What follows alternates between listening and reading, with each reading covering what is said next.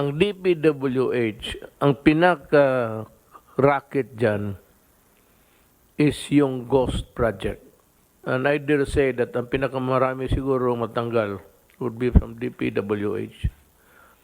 Yan na lang ang konsuelo ng tao na mahuli at mapreso.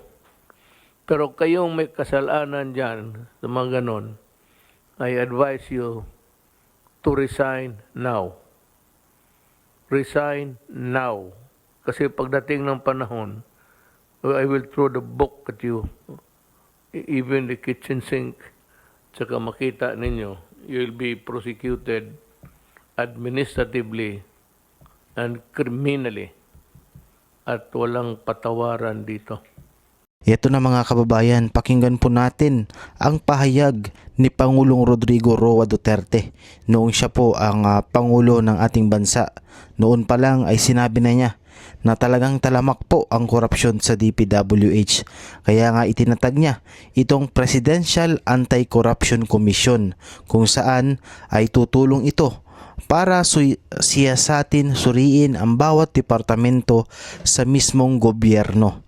Gumawa si Pangulong Duterte sa mismong gobyerno niya noon investigasyon na tanging si Pangulong Rodrigo Roa Duterte lamang ang nakagawa nito. Pero nakakalungkot lang isipin na itong Presidential Anti-Corruption Commission na to ay binuwag mismo ni Marcos Jr. noong unang pag-upo pa lamang niya sa Malacanang. Ngayon, nararamdaman na ng mga Pilipino, nararamdaman na ng buong mundo ang korupsyon sa Pilipinas dahil walang nag-iimbestiga rito. Kaya naman ang ibang mga taga-gobyerno ay walang takot na gumawa ng korupsyon, lustayin ang pera ng taong bayan. Ang tanong ng marami, bakit kaya binuwag ang ganitong klase ng ahensya na siya mismong magtatatag ng kalinisan at paglilinis ng korupsyon sa gobyerno? Nakakapagtaka lang, di ba mga kababayan? Kaya hanggang sa ngayon, para sa akin, tanging si Pangulong Rodrigo Roa Duterte lamang ang pinaka-the best na naging Pangulo ng bansang Pilipinas. At magpasa hanggang ngayon, siya pa rin ang itinuturing kong Pangulo. Ngayon, pakinggan natin mga kababayan ang kanyang pahayag tungkol nga dito sa DPWH, sa mga ghost projects na ito. Noon pa lang alam na ni Pangulong Duterte ang mga ganitong sitwasyon sa DPWH. At pakinggan po natin ang kanyang sinabi noon. Balikan natin ito.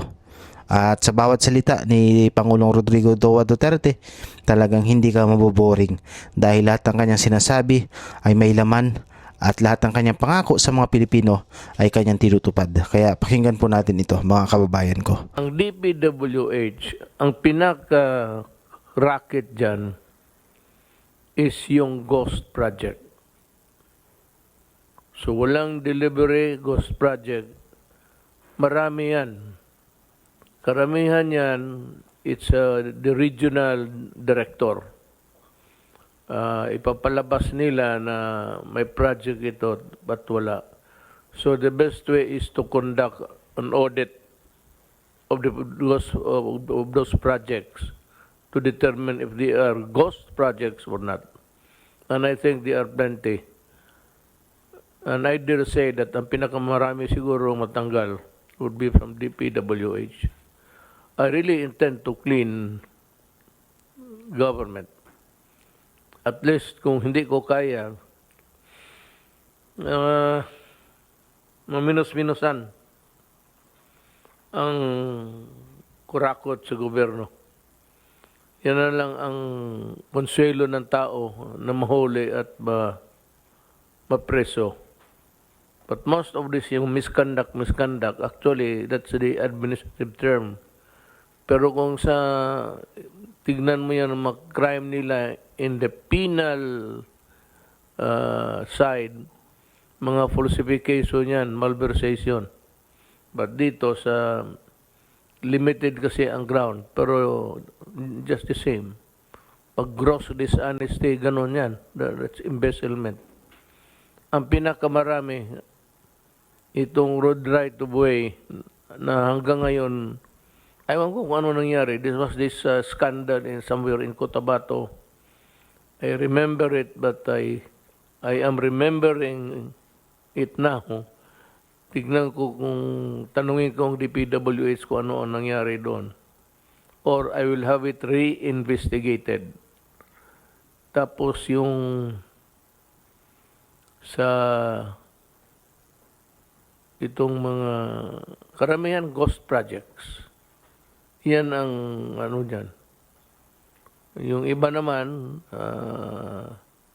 kagaya ng public works na nakita ninyo, yung kubeta na walang cover na puro nakahilira lang yung bowl ni Duro. Walang division, wala lahat. Yung mga klaseng trabaho. So yung ganon, balikan ko yon. I'd like to remind anybody sa DPWH who has had a participation there, being investigator or connected with the construction, you better